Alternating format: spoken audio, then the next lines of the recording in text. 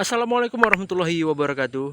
Ya teman-teman, gak butuh waktu yang lama buat saya mengambil kesimpulan pada mobil Kia Picanto saya yang saya beli kurang lebih sebulan yang lalu ya. Jadi saya sudah mendapatkan kesimpulan bagaimana 6 kekurangan dan 6 kelebihan pada mobil ini. Mana sih mobilnya? Nah, mobil ini.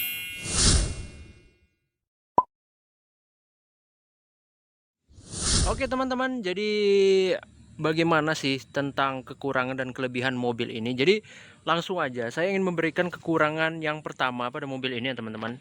Jadi kekurangan yang pertama pada mobil ini terletak pada brandnya teman-teman. Itu yang pertama. Kenapa saya bilang begitu? Untuk di kota Medan sendiri, mobil yang bermerek Kia ini dan dipasarkan dengan nama Picanto ini dianggap underestimate oleh sebagian orang ya teman-teman. Jadi menganggap brand Korea itu ketinggalan zaman dan kualitas produknya sangat buruk. Padahal sebetulnya mobil ini sangat baik saya rasa ya, dan sangat digunakan pada kejuaraan seperti internasional balap rally dan sebagainya ya teman-teman. Jadi saya rasa untuk yang itu tidak tepat ya. Tapi termasuk kekurangan pada Indonesia ini teman-teman. Itu kekurangan pertama. Dan kekurangan yang kedua ialah mobil ini untuk harga spare partnya teman-teman. Harga spare partnya jika dibandingkan dengan mobil Jepang ini termasuk tinggi ya teman-teman. Harga spare part Kia dan Hyundai ya biasanya, karena mereka satu ini ya. Untuk harga Kia Picanto ini harga spare partnya sedikit lebih tinggi dibandingkan dengan mobil Jepang. Namun tetap mobil ini memiliki harga di bawah mobil-mobil Eropa ataupun Amerika teman-teman. Jadi itu menurut saya kekurangan kedua. Masuk ke sektor saat penggunaan user ya teman-teman. Jadi mobil ini mobil 1100 cc, dan ini yang saya rasakan sebagai pengemudi ialah mobil ini koplingnya terasa sangat berat. Entah kenapa mobil ini terasa sangat berat. Mungkin dari sananya memang seperti itu ya. Dan saya sudah tanya kepada teman-teman yang di Facebook itu ya, yang menggunakan mobil yang sama dengan jenis ini, memang koplingnya bawaannya itu memang sedikit berat. Itu termasuk kekurangan yang ketiga yang bisa saya berikan masukan kepada teman-teman jika ingin membeli mobil seperti ini. Kekurangan keempat ialah, kita akan coba lihat. Ups. Nah, bagasinya teman-teman. Jadi ini bagasinya sangat kecil sekali teman-teman. Jadi ini termasuk kekurangan yang keempat yang saya rasakan teman-teman. Jadi bagasinya itu kita lihat hanya berapa space saja, hanya sedikit space-nya di sini. Ini termasuk kekurangan ya teman-teman. Jadi ini kekurangan keempat. Dan kekurangan yang langsung saja kelima ini adalah pada headrest baris kedua. Nah, ini tidak ada headrestnya teman-teman. Baris keduanya tidak memiliki headrest. Jadi kalau perjalanan cukup jauh itu, kalau misalnya pulang kampung, mudik, atau mau perjalanan jauh itu ya, yang baris keduanya ini ya kepalanya mau nggak mau harus tegak aja. Itu sih kekurangannya.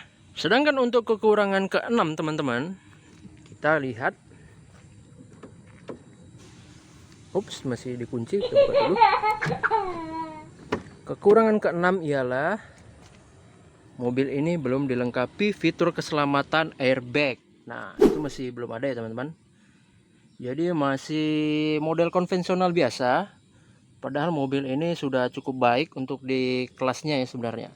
Tapi memang fitur airbag belum disematkan pada mobil ini. Begitulah 6 kekurangan pada mobil ini teman-teman. Oke teman-teman, setelah 6 kekurangan tadi, pasti mobil ini memiliki kelebihan dong. Nah, ini adalah kelebihan yang bisa saya berikan, dan ini 6 kelebihan ya. Jadi 6 kelebihan ini ditambah dengan 6 kekurangan tadi jadi head to head ya. Jadi memang mobil ini memiliki kekurangan ya pastinya. Oke, saya langsung duduk. Jadi teman-teman, kelebihan yang pertama pada mobil ini ialah fiturnya teman-teman. Jadi mobil ini sudah memiliki fitur yang lebih baik dibandingkan mobil LCGC. Contohnya apa? Contohnya seperti ini. Nah, di mobil LCGC ini tidak pernah ada ya teman-teman. Jadi ada pemanasnya dan arah AC-nya bisa diatur. Jadi bisa diatur mau keluarnya di bawah, mau keluarnya di atas seperti itu, mau keluarnya di tengah ini saja, itu bisa diatur dari sini. Nah, ini fiturnya cukup lengkap. Sedangkan untuk yang harga seperti ini memang oke, saya hidupkan lampunya. Nah, seperti ini dari segi dari segi untuk power window ini juga sudah cukup lengkap, dan sudah didukung juga dengan spion otomatis. Nah, ini menambah kelebihan mobil ini.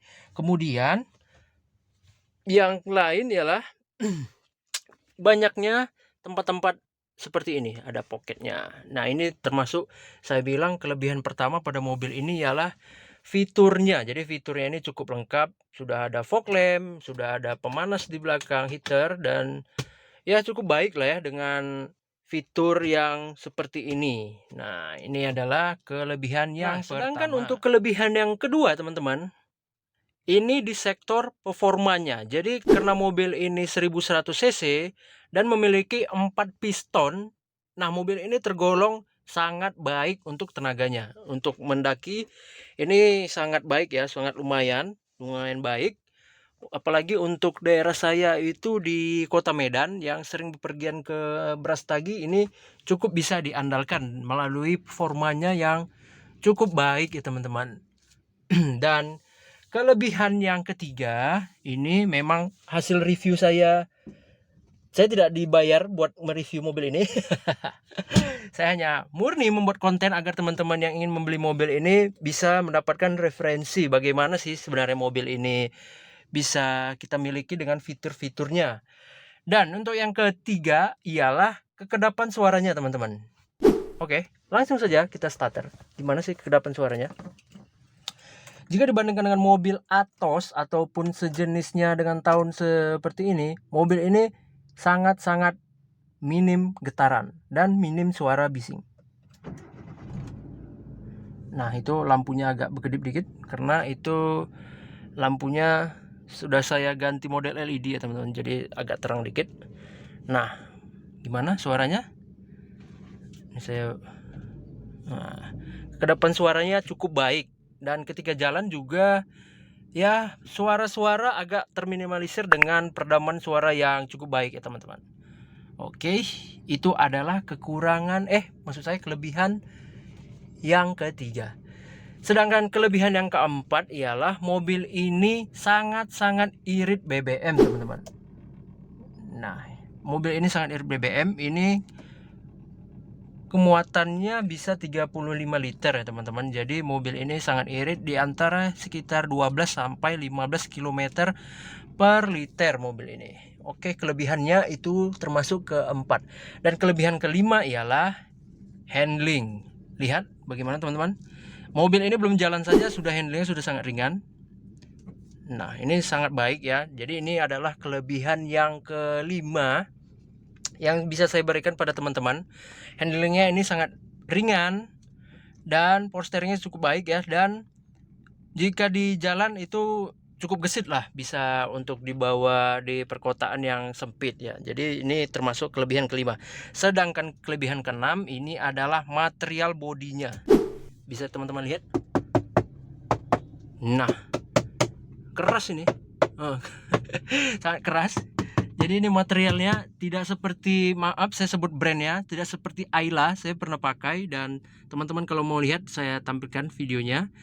Ayla itu materialnya waduh kacau. Benar-benar memang mobil murah ya. Jadi kalau ini berkualitas, sangat-sangat berkualitas. Oke, ini bisa saya pastikan kalau teman-teman ingin membeli mobil ini, kualitasnya sangat baik. Oke teman-teman, mungkin itu aja hasil 6 kekurangan dan 6 kelebihan mobil ini teman-teman. Jika kalian suka seperti video seperti ini, silahkan di like dan di komen, serta di subscribe agar saya makin semangat membuat video dan konten. Oke, assalamualaikum warahmatullahi wabarakatuh.